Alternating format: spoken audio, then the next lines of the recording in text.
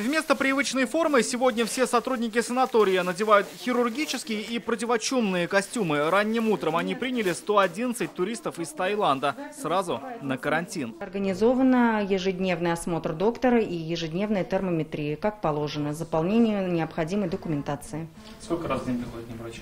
Врачи к ним приходят 2 раза. Именно здесь, на базе санатория, и будут жить прибывшие. На 2-м, 3-м и 4-м этажах расположились 111 человек, практически в стерильных условиях и под постоянным наблюдением.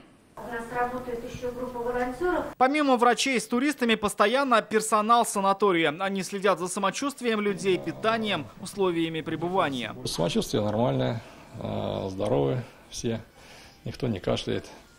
Расположились относительно спокойно, организованно.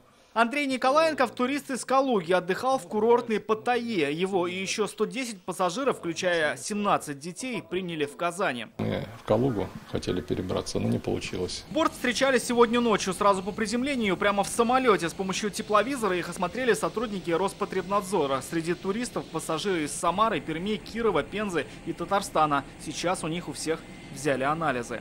Прежде чем попасть к прибывшим, нужно преодолеть мало того, что посты охраны и специальных служб, но и вон такие вот внутренние преграды. Этот шлюз последнее, что отделяет внешний мир от 2-недельного карантина. В остальном это почти тоже санаторное пребывание. Двухместные комнаты, в них холодильник, ванны, санузел и кровати. Кормят 3 раза в день, просто по определенным правилам.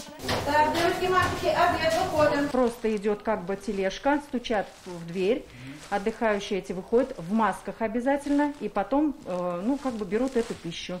Затем это получается, когда они покушали, грязную посуду складывают, мы все это собираем. Вот так это выглядит непосредственно перед раздачей. Все блюда предельно упакованы. Хлеб мало того, что в пакетах, но еще и в контейнерах. То же самое с салатами. Они накрыты пленкой. То же самое с фруктами и горячим, которое хранится вот в этих вот лагунах. Все сделано для того, чтобы не было ни малейшей возможности проникнуть инфекции. В таких условиях туристы пробудут до начала мая. Рамиль Шайдуллин, Марат Зайдуллин, ТНВ, Казань.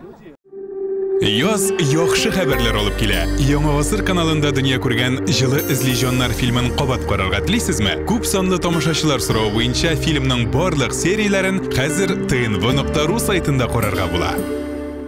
Все новости дня, выпуски программы «Новости Татарстана», программы и фильмы на сайте tnv.ru и на YouTube-канале ТНВ. Подписывайтесь.